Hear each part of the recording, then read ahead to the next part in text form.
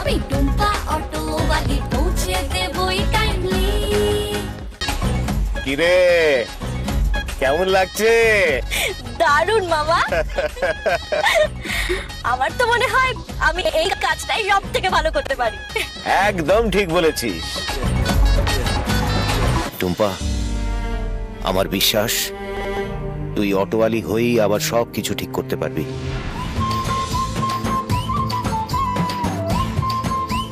আচ্ছা মামা, মনে হচ্ছে না আমি আর তুমি সেই আগের মতো আবার ঘুরতে বেরিয়েছি? একদম ঠিক তাই মনে হচ্ছে। পুরোনো দিনগুলো কত ভালো ছিল তাই না বলো? আচ্ছা মামা, পুরোনো সেই দিনগুলো আবার কেন ফিরে পাওয়া যায় না?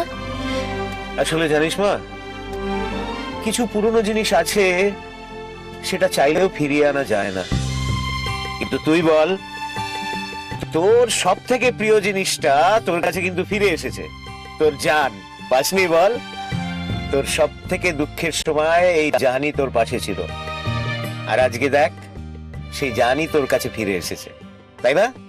তোর সাথে আছে। হ্যাঁ রে মা, আমাকে একটা কথা বলতো, তোর আর আবিরের কি হয়েছে? কি এমন হলো যে তুই তোর শ্বশুর বাড়ি ছেড়ে দিয়ে এ বাড়িতে চলে এলি? কি রে মা, তুই তোর মামাকে সব খুলে বলবি না? বলবো মামা, তোমাকে আমি সবটা বলবো। আমার মনে হয় তুমি আমাদের এই সম্পর্কটাকে কোনোদিন গুরুত্বই দাওনি, কিন্তু তুমি কোনোদিনও আমাকে তোমার জীবনের একজন ভাবতেই পারোনি। তোমার এই জেদের জন্য আমাদের শুধু সম্পর্ক নয়, এক এক করে অনেক কিছু হারিয়েছি আমরা। তাই আজ আমি এই কুশিটা ছিঁড়ে তোমার থেকে আমার সমস্ত সম্পর্ক শেষ করলাম। এত কিছু ঘটে গেছে আর আমি কিচ্ছু জানি না। ওরা তোকে এত ভুল বুঝেছে, কিন্তু আমি নিশ্চিত তুই এখন যে পথে চলছিস সেটাই তোর সঠিক পথ। সঠিক পথ টুম্পা। দেখ টুম্পা, তুই তোর মান সম্মান ভালোবাসা পরিচিতি সব কিছুই পেয়েছিস এই অটোওয়ালি হিসেবেই। আজ যখন তারা তোর ওপরে বিশ্বাস হারিয়েছে, তখন তুই আবার সেই টুম্পা অটোওয়ালি হয়েই ওদের কাছ থেকে বিশ্বাস ভালোবাসার সমস্ত কিছু অর্জন করে নিবি। জানিস টুম্পা, তোর এই অটো চালানোর খবর পেয়ে চারিদিকে কত মেয়ে কত ভরসা পেয়েছে। তারা তারা একটা নতুন পেশার দিশা পেয়েছে। তারা তোকে তাদের আদর্শ বলে মনে করে। তারা মনে করে যে অটো চালানো শুধু ছেলেদেরই পেশা নয়, মেয়েরাও অটো চালিয়ে উপার্জন করতে পারে এবং তাদের জীবন চালাতে পারে, তাদের সংসার চালাতে পারে। তুই প্রমাণ করে দিয়েছিস যে কোনো পেশা ছেলে কিংবা মেয়ে উভয়েরই, তাই আর কারুর জন্য না হোক, শুধু ওই মেয়েগুলোর জন্য তোকে আবার লড়াকু টুম্পা অটোওয়ালি হয়ে উঠতে হবে। কিন্তু মারে, তার সঙ্গে তোকে কিন্তু আবার তোর পড়াশোনাটা চালু করতে হবে।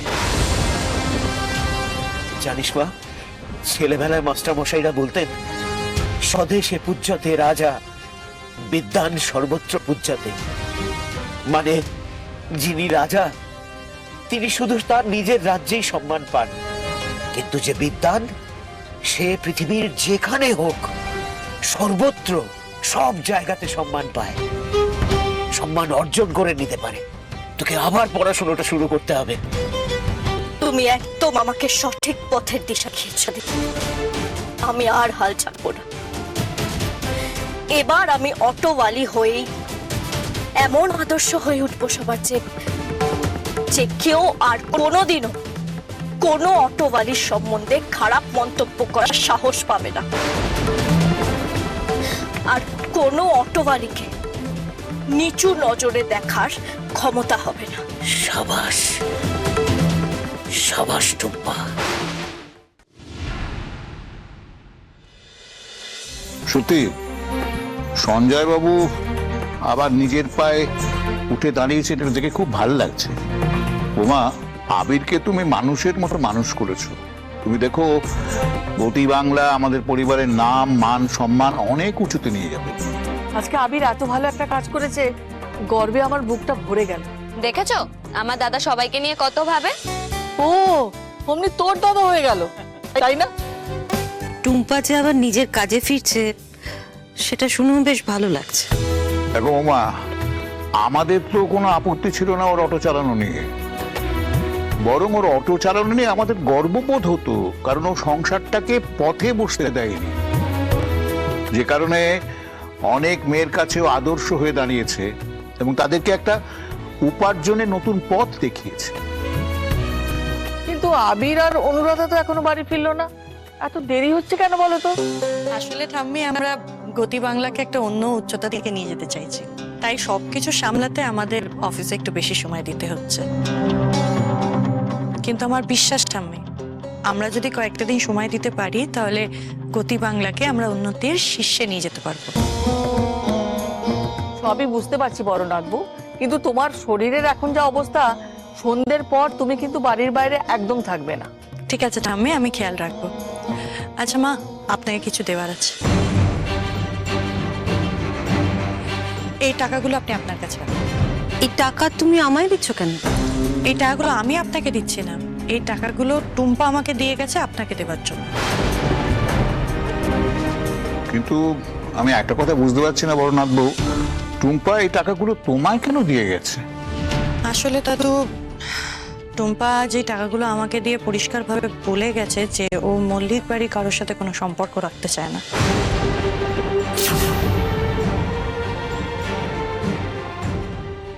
টুম্পা এরকম বলে গেল? আমি তো ভাবতেই পারছি না টুম্পা এরকম বলতে পারে। ছোট বৌদি এরকম কাজ করতে পারে না। নেহা, তুই চুপ কর। টুম্পা যদি না বলে তাহলে অনুরাধা কি মিথ্যে বানিয়ে বানিয়ে বলছে কথাগুলো? জিম্মা তুমি বোঝার চেষ্টা করো। থাক, চুপ কর। আমি আর কিচ্ছু বুঝতে চাই না। সত্যি আমি বোধহয় অনেক কিছু বোঝার ভুল করেছিলাম। আমি তো সত্যি মিথ্যে বানিয়ে বললাম। আহারে, এটা তো আমাকে ধরতেই পারলো না। আর নেহা, কেউ তোমাকে বিশ্বাস করবে না। আমি তো এরপর বানিয়ে বানিয়ে আরো অনেক অনেক মিথ্যে বলবো, কারণ আমাকে আমার লক্ষ্যে পৌঁছাতে হবে। আচ্ছা, আমার না একটা ব্যাপারে আপনাদের সকলের সাথে আলোচনা করার আছে। হ্যাঁ বলো। টুম্পা আবার অটো চালাতে শুরু করবে, ও আবার অটোওয়ালি হয়ে উঠবে। তাতে আমার কোনো আপত্তি নেই। আমার শুধু চিন্তা মল্লিক বাড়ির মান সম্মান নিয়ে। টুম্পা যেভাবে গতি বাংলায় এসে অটোর ভাড়া দিয়ে গেছে, তাতেও স্পষ্ট বুঝিয়ে দিয়েছে যে মল্লিক পরিবারেরও কেউ নয়। আমার শুধু একটা ব্যাপারে খুব ভয় লাগছে, টুম্পা এমন কিছু করবে না তো যাতে আমাদের মল্লিক পরিবারের মান সম্মান যায়? ও আর নিজের সাথে মল্লিক পরিবারের নাম না জড়ালেই ভালো হয়। দেখুন, আমি নিজেকে নিয়ে ভাবছি না, আমি ভাবছি এই পরিবারের সবাইকে নিয়ে। আজ অর্ক এই পৃথিবীতে নেই, তাই ওর সমস্ত দায়িত্ব কর্তব্য পালন করার দায়িত্ব আমার। আর আমি সেই জায়গা থেকে এইসব কথাগুলো বলছি। দেখুন, আমি যদি কোনো কিছু ভুল বলে থাকি তাহলে আপনারা সেটা আমাকে বলুন, কারণ আমিও চাই যে আমি টুম্পাকে নিয়ে যেসব ভাবছি সেগুলো যেন মিথ্যা হয়, কারণ আলটিমেটলি ও আমার বোন। হ্যাঁ, তুমি ভুল কিছু বলছো না। আসলে আমার বিশ্বাসের জায়গাগুলো নড়ে গেছে। আমি কোনো কিছুকেই যেন আর ঠিক করে বিশ্বাস করতে পারছি না। সবকিছু শুনে মনে হচ্ছে আমরা এক নতুন টুম্পাকে দেখছি। এই টুম্পাকে আমরা চিনিই না। আচ্ছা ঠিক আছে, থাক, এসব নিয়ে আর কাউকে কিছু ভাবতে হবে না। যা সিদ্ধান্ত নেবার, যা ভাববার আমি ভাববো। কিন্তু মা, আপনি কি করবেন? মা,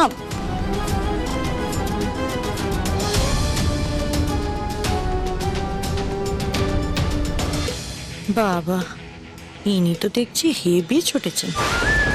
কি করবে? যাকে যা করার করুক, যাই করুক না কেন সেটা আমার জন্য সাপের বর হবে।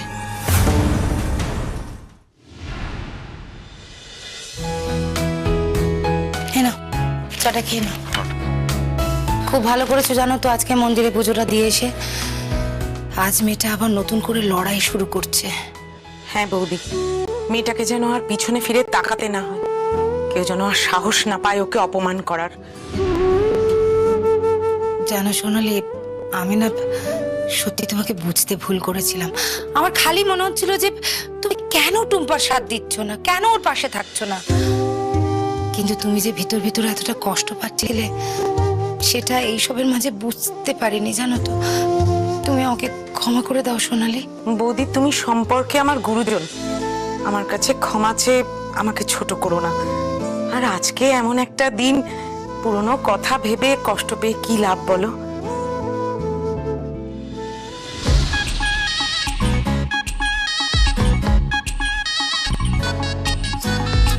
দাদা নই আমি যে দিদি, আরে এই তো সেই আমাদের আগের টুম্পা দি। ছেড়েতে বড্ড জেদি, হর্ন দিলে ডান কাটিয়ে পায়ে দেব হাওয়া, যে কোনো টাইমে আমি রেডি, এ জীবন একদমই না বেঠি। টুম্পা দি নয়, টুম্পা অটোওয়ালি। মামা, থাক থাক থাক থাক মা, আমি তোকে আজকে প্রাণ ভরে আশীর্বাদ করছি। তুই যে শপথ করেছিস তা যেন তুই পূরণ করতে পারিস। কই দেখি। ভালো থেকো, সাবধানে থেকো। কিন্তু কই বাবলুকে দেখছি না তো, এলো না? না মামি, আসলে বাবলু আমার জন্য অটো স্ট্যান্ডে অপেক্ষা করছে। আচ্ছা ঠিক আছে। মা, এবার সব ভালো হবে দেখিস।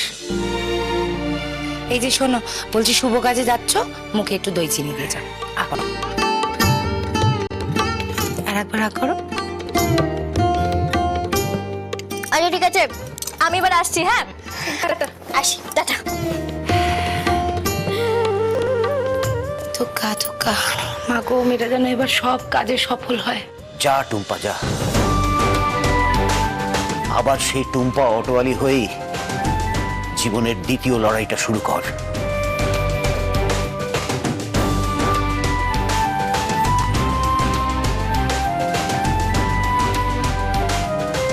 ওরে ও টুম্পা, তুই তো আবার অটোওয়ালির জামা কাপড় পরেছিস।